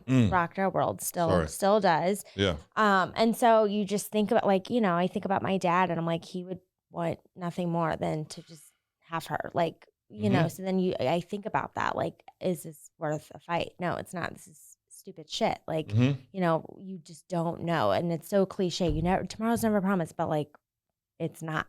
So It really isn't. take care of your people, you know, love your people and spend your energy on loving them and taking care of them and good things. And that's just, it changes your mindset when you know, you just lose someone close like that. It's Sometimes that's like the hard thing is like the blessing in it. Like my mom died Valentine's Day last year, right? And but like the blessing in that, right, is like what it said, ugly beauty. Langston Hughes, right? Yeah. He talks about ugly beauty, right? And I'm like, man, that's like for how long could you? I mean, to hurt is fine, and there's waves of that, and grief takes 15, 20, still 30, working on as it 2 long as years it is, later. So right? yeah. But like that's like the gift of this hurt is that like I love this person more deeply now, Yeah. right? Yep. I don't know. Yeah, it's finding the light. And Tupac has that quote, you know, through every dark night there's a brighter Yeah. day. And you know, and I know you're a big hip hop guy, so I like it. yeah. So So have you guys been listening? You guys been listening to any good music? Oh my gosh, I'm not the one. I listen to like Whatever it is for you. crazy. Yeah. Like what? just- What do you listen to? Honestly, I listen to a lot of old school stuff, but then I also listen to a lot of like indie music. Like who? Like Mumford and Sons, Okay. love, like Vance Joy, I'm really into. I don't know It's that. just Vans or Vance? Okay. Vance with the C. I'm a big hip hop guy, so I listen to like J. Cole is one of my favorite artists. Yeah. And I he just like that's fine, but some of the rap now, I'm like, what the like? I don't understand. I don't like it. I don't like Yeah. it at all. It's What about not you? my What do you gig. listen? What you listen No. to? I heard you said Smino. You got some Smino on your playlist? Yeah, I I don't even do. know who that is. Like, Smino's cool. I mostly listen to like, what have I been listening to lately? Have you heard Aria? It's a new A$AP Rocky Nego song. Oh, okay. And God, it's so good. It's good. God, it's good. Okay. The song's called Aria. we're gonna Aria, listen to and it it's on the way about home. like it's about Arya Stark, Oh, okay. right? Anyways, that's hard, but I like just crack music, okay? And and I'm like, it's fun. I don't know. I listen to that. So I listen to like what I've been listening. Let me just look at my phone real quick, and I'll tell you what I've been listening to. It try to ask depends younger on your people. mood. I try to ask younger people like, She's the wrong. She like. I what do just you like listen old to? stuff. Like even lately, I've been listening to Luther Vandross for no reason. Yeah? Just for no reason. like Al Green? Yeah. No, I don't. we had I a soul actually singer on here. don't He actually sung. don't like Al Green? Don't listen. how about to Fela them. Kuti? No, not. You need to not listen to on my Fela list. Kuti. Okay. If you like, Put them on it my sounds to me, list. Fela Kuti is like dance around the house, Like while you're cleaning. cleaning. That's- Yeah. yeah. Sunday And- morning vibe. but Wait, also say like that name again. Fela, Fela Horrible man, great music. Yeah, the dude was Or like very Vivian abusive Green to women. is like we always used to clean the house, and my dad and mom would play Vivian Green. So Yeah. I like listening. Where'd to the name her. Fat Steve come from, dude? My brother and I just call everybody Steve, Okay. right? Like it's kind of like Sense of making endearment. fun of people. Oh. It's kind of sense of endearment, but it's also kind of like saying like, dude, I don't know. like we'd be like, we're over at Steve and them's house or whatever, right? Like, Everyone's a I don't know. Steve. Everybody's Steve. Everything is a Steve. Give me that Steve, So the whatever. fat Steve. So when people go to order, because that's your Long John, right? Right. So Yeah. Well, you is changed that what the name. people It's just order? fat. Did they say They say Fat Steve, That's yeah. awesome. Fat Steve. But you changed the name to Nellie's Dick recently. Nellie's dick, yeah. That was so that was funny. Man, that was dude. So there was like yeah, that was funny. Yeah. I'm like, man, people Wow. want to be upset. Like there's like, I can't remember, like 6,000 comments or something on the thing, and like I don't remember how, like a 500,000 impressions or something crazy. Right. Just something nuts. And dude, and then I'm like, I got this dude. I got this. Hold on one second. And some of this stuff is comical, but I'm gonna share this stuff. But the with funny you guys. stuff you do on social, though, that's He's the gonna get us reason. That's hip on another some reason why music. you're so successful. Is like I run a marketing company, but companies wouldn't do that type. Their PR team wouldn't let them Oh. do any. Like anything that you do, it just goes through. Like you don't even get approved. You're just like post. But I was, dude, because I think because it's relatable. I don't think that I'm like anybody like special or like, but I don't have an you said you're agenda. selling donuts. It's like you can't take it too. You can't take it life too seriously. Like you have a job to sell donuts to your people that come in, and that's the thing that makes it special. And like you have fun with it. You know, what's life without fun? Yeah. So what's some spots in STL that you like? Food. Yeah, food wise. Grace I've been Meat, going. shout Grace out. Meat and 3 is like, Rick is one of my best friends. I love that man. Yeah. And that cooking like speaks to me, right? I love it so much. I love him. I've seen, and I love I've been a part of this, like I've seen his struggle, you know, and like the way that like he speaks authentically to me. A lot of people, like, they won't ever have their guard down. You know what I mean? Like there's some people that like own some things or whatever. Yeah. How are things? Great. Yeah. Going great. Okay, cool, man. Right? Where do, all right. Yeah. They're not, but whatever. I'm like, you know, but or maybe they are, and that's cool. Let me rejoice in that with you. But like, no, so I love that dude. And the way that he's like my brother. I don't know, the way that we talk. So like he happens to like make my favorite food. So I like Grace Meat and 3. I like I've been going to Lucky Accomplice a bunch. I've been going to Louis. I don't have a lot of time right now. Like if I'm not working, I'm basically with my kids. And like so like the time that I have to go, I'm like I haven't been like hitting like new cool spots. I'm not like this young You're just cool the go-to person Yeah, anymore. you just go to the go-to places that you know are good and you like going to. Louis on Demand. Louis, yeah. That's on my like. That we is need to we're go going there. there. Yeah, we have to go there. More Ew. than like the food and like the people I love. Yeah. Right? Okay. I went Do you like go to places because the people a lot more often? period. Yeah, because like you were when we met the other night, you were just by yourself, but you like to have that conversation with somebody you know, and it makes it feel like home. That's my favorite thing to do. Yeah. Is like sit next to, I went to Songbird the other day and I was sitting next to this person. I'm like, man, I'm like tired. I want this person sat next to me at the bar. I'm like, I want to talk. And then I'm talking. And like it was just like this cool little connection. Right. Whatever. Anyways. But the so Songbird's tight. I go to the gym, I get some food. Fire chicken is good, is Takeout very, stuff. very good. Yeah, it's just straight takeout. So fire chicken's good. Chuck's Hot Chicken, I've eaten there a few times. That place is good. I'm not like this cool dude that's like hitting all the latest big- spots. The big foodie guy. I've been like Got your faves. to the new Tony's. I'm like, maybe I'm like bougie. I don't know. Yeah. Whatever. But I still like, I don't know. I like, Do your kids have a favorite place that they like always got like once a week they got to go to? there's a place on Olive in like Chinatown. Yeah. And I people know who this place is. Like, I don't even know the name of it. We just Right. go there. She has different color hair all the time. Mm. We went there the first time. We got food. Honestly, like one of the things that I got wasn't the best, right? And some of the food was good. And this lady sat down at our table and literally fed my kids. You need to eat more, right? And it's like, and like feeding Blade and like talking to them, asking them questions and stuff. And we left, and Blade was like, he was like, you know, that food wasn't the best Chinese. This is verbatim what he said. That food wasn't the best Chinese food I've ever had, but that lady made me feel so special. Mhm. And I was like, would you come back? And he was like, definitely. Can we come tomorrow? That's exactly where the conversation went. And I said, why? Yeah. And he goes, the lady made me feel good. And I was like, that's what That's we all do, about. son. right? Like that's What we do. exactly what we try to do, not in the donut shop, in life, right? But it transfers to the donut. Like you make people feel good. That's why they pay $5 for this donut instead of paying $1 at Quick Trip. Dude, Schnucks. some of our stuff is cheaper than a Quick Trip. Some of that stuff when people are like, oh, your prices. I'm like, dog. But you have the specialty ones. and yeah, stuff like for that. sure. Yeah. So yeah. What's your favorite? Your favorite donut? I swear to God, man, yeah, I love. Let's crack these babies open. I love our donuts. I think they're so good. Gooey butter, I probably eat one a day. gooey butter. Everything's made from scratch, right? So like this one right here, this is strawberry jelly inside. This is strawberry shortcake. NPR named this best donut in the United States. No big deal. But so I literally made that cream cheese. There's so Obviously it the was classic. strawberries yesterday, and now it's strawberry jelly. So anything that has fruit in it, I'm partial to, Okay. right? Because it's just so good. This is salted caramel. This is Samoa roll, right? So there's cocoa in the roll instead of cinnamon. There's salted caramel on top of it and coconut. And that caramel, I'm going to steal a little piece of this off. My hands are clean. Yeah. Yeah, need some of Our that. caramel is the best caramel. Somebody said that it was actually, she said, stop lying to the Hold people. up. You know that's English toffee sauce or something. I was like, shut up. And so all of our donuts are good. But seriously, I just never really ate. Like, is that good?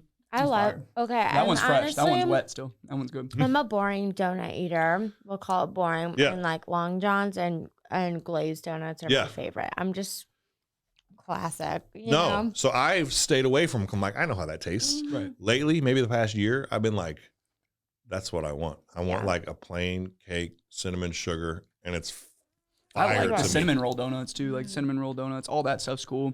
So is there like somebody in St. Louis that like you get inspiration from in the business world at all? I mean, I'm sure there's people that you go to for advice and stuff like that. Let me think. Somebody like people I go to for advice. There's several people that I call. I mean, there's a crazy example, who's like world known, who's like Andy Frisella, who lives in St. Louis, right? Listen like, to him every day on this podcast. Well, I'm yeah. like, agree with the stuff, some of the stuff he says or not, or whatever. I'm like somebody who is like, this is me. If somebody that I'm like, man, I might hate everything you stand for. But if you're willing to be like, I stand on this, I know where you are. I know who you are. I know where we stand. Right. Thank you. You Instead stand of like for something. being some fucking snake who's like, yeah, I like red too. Yeah. I hate red. You know what I'm saying? Like, be who you are. So that, Yeah, he's a total badass, dude. I love what he's standing. I mean, his business model, crazy, too. dude, they're successful culture, and it's there's culture. an example of it, right? And I think, I seriously, I'm like, the example, I'll like send a message on like, thank you for the example, right? And of giving, of acceptance of people, and also standing up. What he's doing with his podcast it's like the cancel culture, like you were saying. But when you listen to him, it's actually helping his business because he's standing up for freedom. He's standing up for America, and like, well, a lot of this, there's some stuff that I'm like, yeah, you know what I'm saying? And like, you can disagree with, and that's Right. fine, That's right? Yeah. But like, man, don't throw the baby out with the bathwater, right? I'm gonna hate you wholesale. Most of this stuff, somebody sent me this thing the other day, and who was it? It was Kamala Harris, right? And I'm like, man, don't send me this shit. I don't give a fuck about this. I'm not trying to spend my time on this. But like, look how Kamala Harris explained the Ukraine, Russia, blah, whatever. Yeah. And they were like, we are fucked. This country's horrible. And I was like, You looked at it and you're like, dude, I opened it. I watched the interview, right? Which people won't do. You get a little thumbnail, and now you're like, well, I could take I'm this gonna clip up judge and I these could people. cut this up and I could cut it up and you'd be like, wait, what the hell? And dude. yeah, and like watch the hour long interview. Dog. She answered the question the way that she was asked to answer it. Yeah. Slow down, dog, Right. and quit sending me this crap. Well, people send headlines and they don't even actually Dude. read the article. All And the bury time. people. Yeah. All the time. I have Yeah. chocolate hands. And why? Because like I probably have chocolate over my hand. You wipe your hand on my Mike. shirt. Don't mind Get my me. sleeve, dude. No, I'm not gonna do. Get his sleep. I'm not joking. Oh my god. We're really. He's got powdered sugar on We're his shirt, best too, friends though. now. I'm dirty. He's Dude, got powdered so- sugar on his shirt. You're gonna have chocolate on the mic, man. I'm sorry. But people do that. But people do that, right? Like we want to hear one part, and we don't want to like accept these people as humans that are like completely, like man, multifaceted, whatever. Right. Like that's a whole human right there. That thought is not them.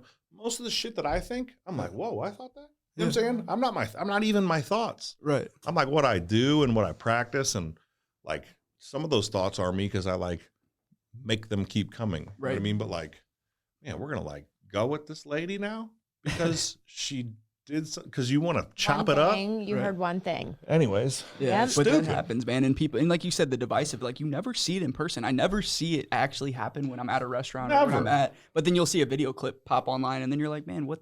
And like we're all just trying to be good, like you said. We're all trying to make a difference. We're all trying to build our business or study for the next career, and like we're all trying to get better. Everybody's trying to get better. Some people are just in different things. So That's it. I read something about how all your people you get vacation weeks too, which is like kind of rare in your industry, and that's like something I read about. And you pay for you do all like. So the first year that you're there, you get a week's paid vacation. Second year, you get a week's paid vacation, and then I pay for the vacation. Yeah, right. Crazy. And so like so now it's like full time. You know, I mean, if you work over 30 hours a week and that happens, like so you still get the week's paid vacation, right? But to get the week's paid vacation and paid for the vacation, right? And so we make that happen. Like so, there's this dude who's another guy that like is an inspiration to me. And he was one of those people outside of Jim Winkleman that was like soft with me, you know, and his name is Mike Wheelahan. And he's just the cool, like, he's the man. Like tough artist. The dude just like a Renaissance man, can do everything. And he's just taught me so much about life. He's like, Jason, do you mind if I tell you a story? That's how he'd always say. I'd like come to him like, Mike, I don't know what to do about this. He'd be like, do you mind if I tell you a story? The dude never told me about me. He told me what he did. Right. And I think that's the best and you stuff. do it with you shoes. Yeah, so he's like, this is what I did. I'm not going to tell you what to do, but this is how I did and this is how it worked out for me.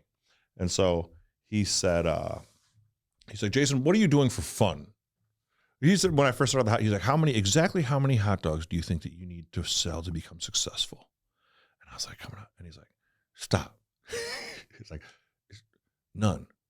You're already successful, right? He's like, you're already like, have done more than most people would do, and you're going through it. Doesn't matter. He told me one time, he was like, what do you get when you squeeze an orange, Jason? And I'm like, thinking about it real hard. You get juice. You get juice. And he goes, what do you get when the world squeezes Jason? And I'm like, you know, like when there's pressure, when there's adversity, you know? And I'm like, and it made me look at like my defects, like, oh, when I'm squeezed, here comes my aggression. You know what I'm saying? Here comes like me being short with people. Here comes me cutting people off, want to be alone. Anyways, but this dude, I'm like, Mike, I'm doing this stuff. I'm selling all these hot dogs. It's crazy. And he was like, well, what are you doing for fun? And I'm like, I don't know. I went to the gym. He's like, no, that's not fun. He was like, recreation is 2 words, meaning to recreate yourself. And I was like, and he's like, you cannot. He's like, so you have this, you're working so hard. You need to go have fun, and you come back recreated, and you look at the current problems differently. Mm-hmm. And I'm like, oh, this is tight. And I tell that to people, like, it isn't like, I'm going to grind. You know what I mean? I'm not sleeping for 4 days. Okay, cool. 18 hours. Yeah. You know? I'm out here getting it, right? Like, cool. And that's cool when I get that. Yeah. But also, like, man, you can't hit a tree with a dull axe, you know? So I do that. So that's what you do to your team. You said, hey, go recreate, come back. Go recreate. And Yeah. that probably has something to do with them staying, and like it's a family, and it seems like your staff's a family. So this is the STL bucket list show. So what's a bucket list in your idea, like in your mind, like what's on your bucket list? Bucket list in life or just in St. Louis or what? No, let's do in life, and then we can do in St. Louis after. Okay. So like I know you got one certain thing you want to do, a place you want to travel. Oh, one certain thing I want to do, place. I've never been to Japan. I want to go to Japan, right? I'm going to do an Ironman later this year. There's like has been on my list to like do a thing that you think you can't do, right? And that like not everybody has done. I want to own an NBA team. I want to play at Strange Donuts. I'm going to own an NBA team, and they'll play at Strange Donuts Arena. Yes. And I want bucket list. I want to be a dad that my kids want to be around, right? Is a bucket list thing for me that I'm like, you know, like that they want to come to my house and kick it, right? Like as adults. Mm-hmm. And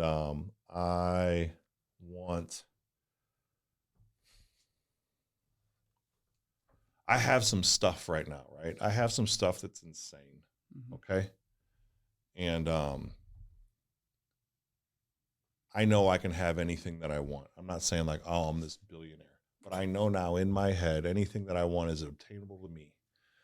So like my goals keep getting like pushed. Like when you say NBA team, you're like, oh, I can Right. do that. I'm going to. You're speaking into Right. existence. That is going to happen. The way you said that is how he talks. It's like important. he'll say, Huge I on the law of want, attraction. and then he'll go, I'm going will. to. I said I like, will. I said I want. I was like, Another little change, dude, that like changed my life is like I have to go to work. I get to go to work. I have the And opportunity to wake I- up today and go serve my clients or my customers. Dude, and I say that like, hey, what are you doing today? I get to take my kids to school, right? On a daily basis. I correct myself. You have to change yourself all the time, though. So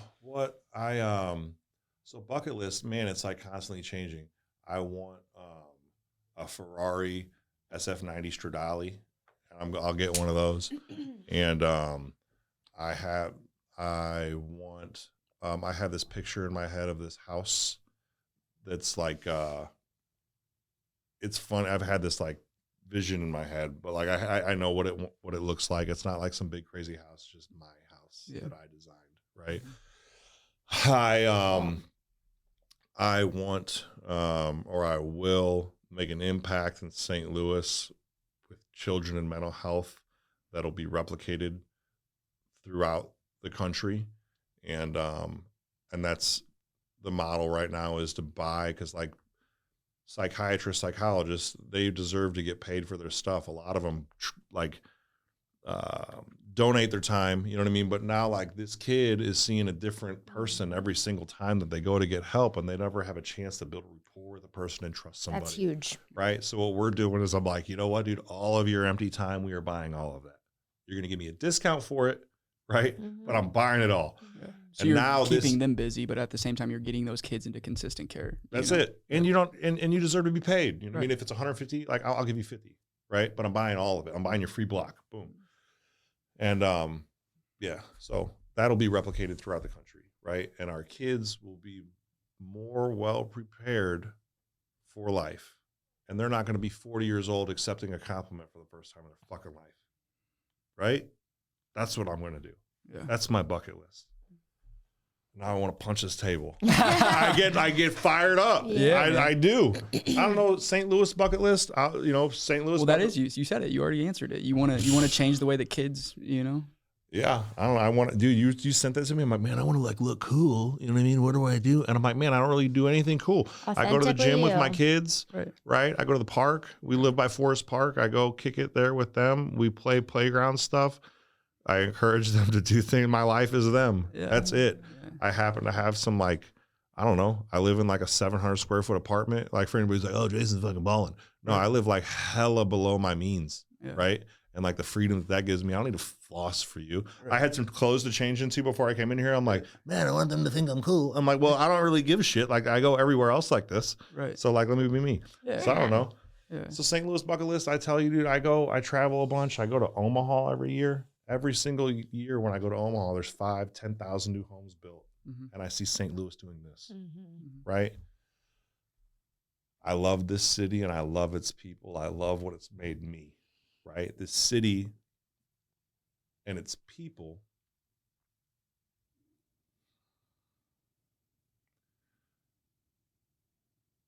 It's an aggressive city. I love that it's small enough that it'll keep you honest. If you fuck your clients, good luck.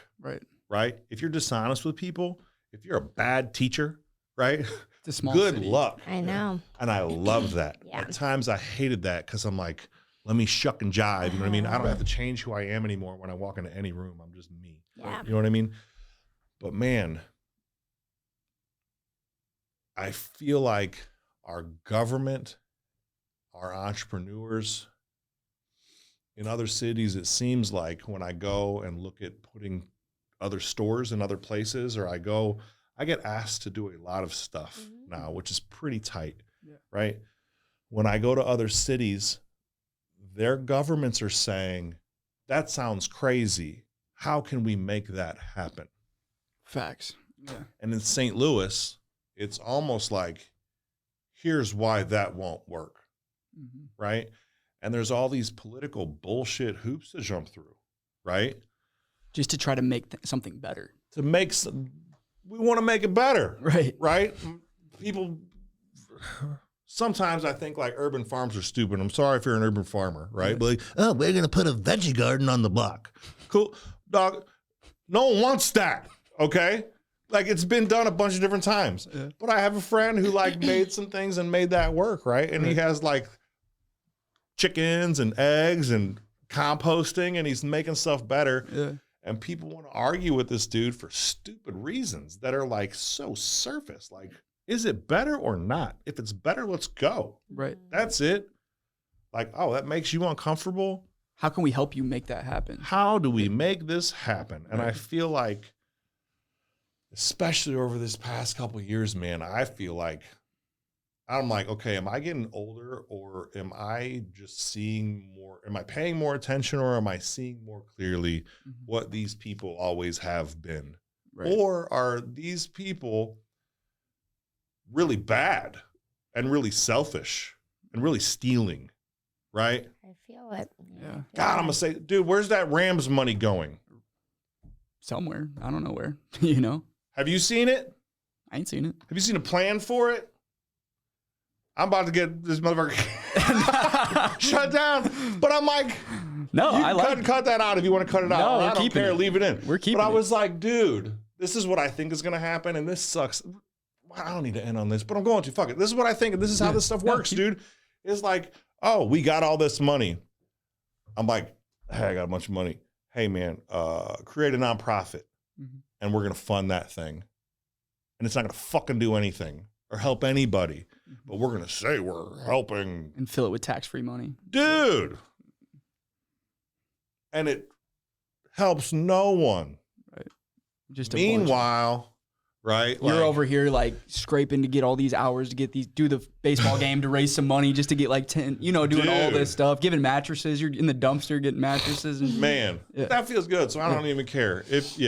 Anyways, we got stuff to give away, and I got new stuff to give. It's not like I'm like giving people trash. Right. I think I gave away 300 new mattresses last year. Yeah. It's huge. Right. The mattresses never made it to the trash. Yeah. Mattresses never. But I'm saying brand new. All that other stuff. I mean, there's probably, I don't know, probably maybe 5,000 mattresses got recycled and turned into stuff for socks and gloves for people that don't have socks and gloves. Yeah. Awesome. But anyways. Yeah, man. Dude, I didn't want to end on that slow note, but dude, St. Louis is lovely, and I like what you guys are doing. And I want to tell this real quick. I was telling you this when we were eating dinner. It's been tight seeing how quickly you guys have expanded, right?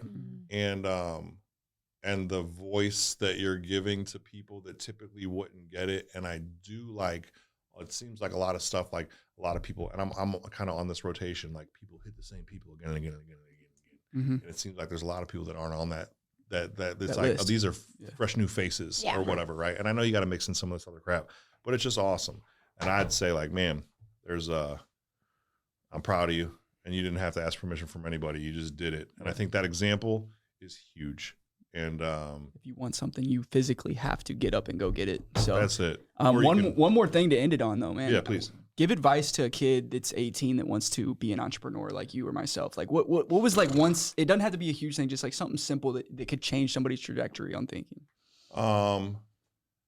If you want to do something, I wouldn't go ask my mom about money, right? My mom doesn't have any money, right? So I'm not going to ask my shithead friend smoking blunts, dog, what do you think about a hot dog cart or whatever? You know what I'm saying? That'd be dope, dude. Yeah, no one's going to, people, my friend they're like, you think this is fucking New York, dude? You know? Like, and so like ask people who are and before you ask them, like give.